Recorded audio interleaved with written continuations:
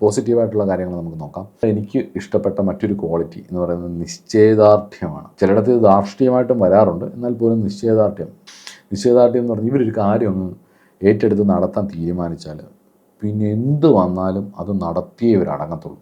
ഏത് പ്രതിസന്ധി വന്നാലും ആ പ്രതിസന്ധിയെ തരണം ചെയ്ത് ആ ഒരു വ്യതിചലനം വരാൻ, അവരുടെ ആ സ്വപ്നത്തിൽ നിന്നുള്ള വ്യതിചലനം വരാൻ ഇവർ തയ്യാറാകില്ല എന്നുള്ളതാണ്. കഷ്ടപ്പെടാൻ ഉള്ള ഒരു മനസ്സുണ്ടാവും ഇവർക്ക്, അത് ഉറപ്പാണ്. പക്ഷേ ഒരു സപ്പോർട്ടിങ് സിസ്റ്റം വേണം ഇവർക്കൊരു സപ്പോർട്ട് ചെയ്യാൻ, അല്ലെങ്കിൽ ഇമോഷണലിയോ അല്ലെങ്കിൽ ഇവരുടെ കൂടെ ആരെങ്കിലുമൊക്കെ ഉണ്ടെന്ന് അറിഞ്ഞു കഴിഞ്ഞാൽ ഇവർക്ക് വലിയ താല്പര്യമായിരിക്കും. പിന്നെ പെട്ടെന്ന് ജോലി ചെയ്യാനും ഒക്കെ ഇവർക്ക് വലിയ ഇഷ്ടമായിരിക്കും.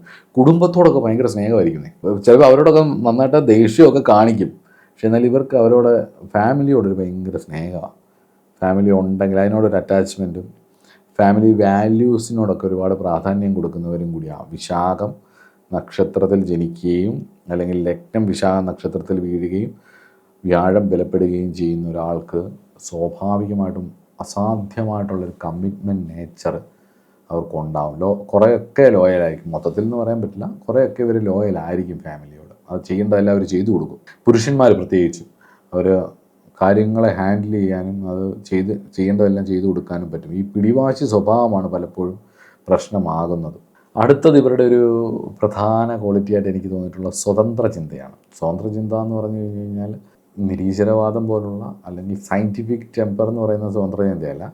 സ്വന്തമായ അഭിപ്രായങ്ങളും കാഴ്ചപ്പാടുകളും അവരവർ ജീവിക്കുന്ന ചുറ്റുപാടുകൾക്കും സാഹചര്യങ്ങൾക്കും അനുസരിച്ച് അവർക്ക് അവരവരുടേതായ ഒരു കാഴ്ചപ്പാടുണ്ടാകും. അപ്പോൾ നമ്മളതിനെ ചോദ്യം ചെയ്യാൻ നിന്ന് ഞാൻ നിങ്ങളുടെ കാഴ്ചപ്പാടിനെ ബഹുമാനിക്കുന്നു, നിങ്ങൾ എൻ്റെ കാഴ്ചപ്പാടിനെ ബഹുമാനിച്ചേ മതിയാവും എന്നുള്ള അങ്ങനൊരു സ്വഭാവമുണ്ട്. ആ ഒരു സ്വാതന്ത്ര്യതയുണ്ട്. അതുകൊണ്ട് തന്നെ മറ്റുള്ളവരുടെ ആശയങ്ങൾ ഇവർ കേൾക്കുന്നേ ഉള്ളൂ, അല്ലാതെ അത് സ്വീകരിക്കുന്നതൊന്നും ഞാൻ കണ്ടിട്ടില്ല. ഇവരെ സ്വന്തം ബുദ്ധി ഉപയോഗിച്ച് വിലയിരുത്തുകയും ചെയ്യും എന്നുള്ളതാണ്. അപ്പോൾ ആ വ്യക്തി ഗുണമുണ്ടെങ്കിൽ, ആ വ്യാഴത്തിന് ബലം വരുമ്പോൾ ആ സോൾ ക്വാളിറ്റി അത്ര ഉണ്ടെന്നുള്ളതാണല്ലോ. ഒരു ലീഡർഷിപ്പ് ക്വാളിറ്റി, അല്ലെങ്കിൽ ഒരു കാര്യം പറഞ്ഞാൽ അത് നടത്തി തരുന്നത്, അല്ലെങ്കിൽ കാര്യം പറഞ്ഞാൽ അത് ഇടപെട്ടേൽപ്പിച്ചാൽ അത് ആത്മാർത്ഥമായിട്ട് ചെയ്യാനൊക്കെയുള്ളൊരു കഴിവെന്ന് പറയുന്നത്, ഒരു വിഷയം നമ്മൾ അറിഞ്ഞുകൊണ്ട് ഏൽപ്പിച്ചാൽ സൂപ്പർവൈസിങ് പോലുള്ള കാര്യങ്ങളൊക്കെ ഇവരെ ഏൽപ്പിച്ചു കഴിഞ്ഞ് കഴിഞ്ഞാൽ നമുക്ക് വിശ്വസിച്ച് അത് ഏൽപ്പിച്ചിട്ട് പോകാം, അവർ ചെയ്തോളൂ. അത് അവരുടെ കീഴിലുള്ളവർക്ക് നല്ല പ്രഷറായിരിക്കും, എന്നാൽ പോലും അവരത് കൃത്യമായിട്ട് നമ്മളെന്താണോ അവരെ ഏൽപ്പിച്ചിരിക്കുന്നത് അവരത് കൃത്യമായിട്ട് ചെയ്യുകയും ചെയ്യും എന്നുള്ളതാണ്.